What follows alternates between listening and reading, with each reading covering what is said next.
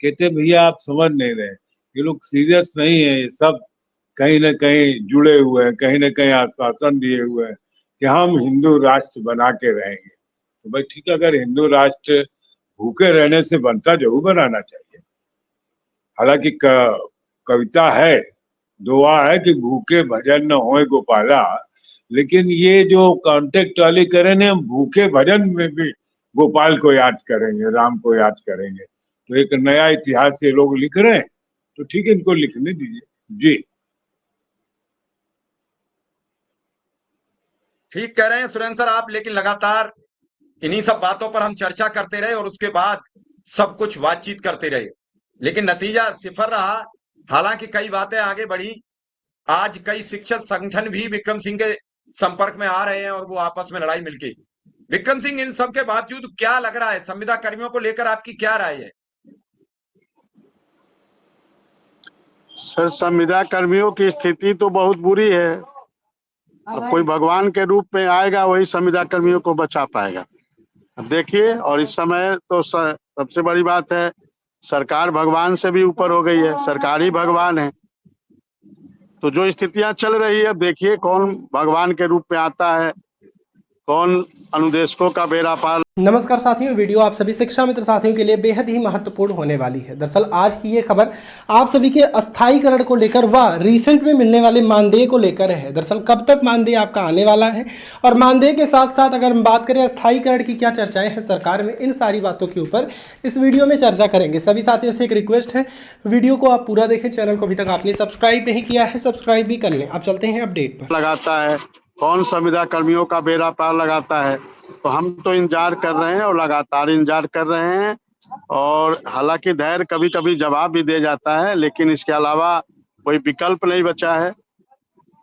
Court की भी स्थिति आप देख ही रहे हैं, कोर्ट की में भी विषम स्थितियां हैं। किस प्रकार से अनुदेशकों को वहां भी परेशान किया जा रहा है, वहां भी स्थिति ठीक नहीं है। तो हम तो धैर्य के साथ संघर्ष कर रहे हैं, इंतजार कर रहे हैं और संविदा कर्मियों की स्थिति अच्छी हो, अनुदेशकों की स्थिति अच्छी हो, शिक्षा मित्रों की स्थिति हो अच्छी हो, इसको लेकर लगातार संघर्ष चल रहा है। अब देखिए 6 जून के बाद कौन सी सरकार आती है और वो सरकार आती है उसके बाद क्या राजनीतिक परिवर्तन होते हैं। हो सकता है उसके बाद अनुदेशकों के भाग्योदय हो जाए 4 जून के बाद। तो देखिए अनुदेशक भी इंतजार कर रहा है 4 जून का, बड़ी बेसब्री से इंतजार कर रहा है कि 4 जून के बाद हो सकता है अनुदेशकों का भाग्य का उदय हो जाए, अनुदेशक भी अब की भी स्थिति सही हो जाए, संविदा कर्मियों की भी स्थिति सही हो जाए। बाकी तो इधर 7 सालों में जो स्थितियां रही है, अनुदेशक किस प्रकार से अपना जीवन यापन कर रहा है, एक जिंदा लाश बना हुआ है उत्तर प्रदेश का अनुदेशक। जी सर। चलिए, बात आप ठीक कह रहे हैं कि जिंदा लाश तो बन ही जाता है। 9,000 10,000 में इस महंगाई में खर्चा कैसे चलेगा?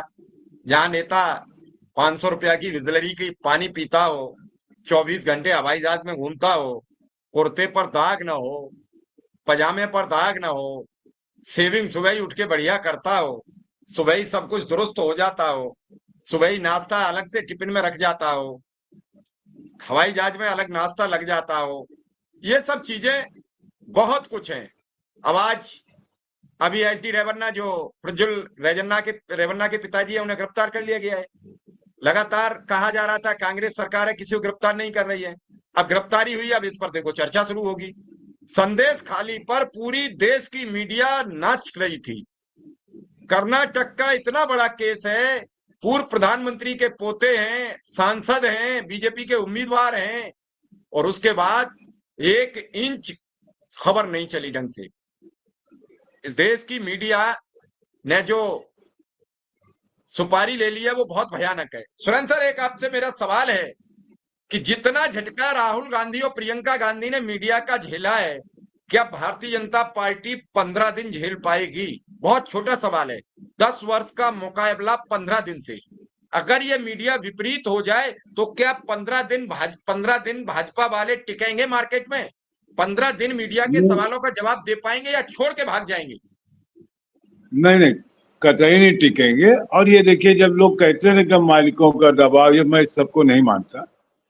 आपको मालूम है कि हम एक लंबे अरसे से पत्रकार हैं, हमारे जमाने में भी दबाव पड़ता था, ऐसा थोड़ी है। और जिंदगी में जो जिंदगी तो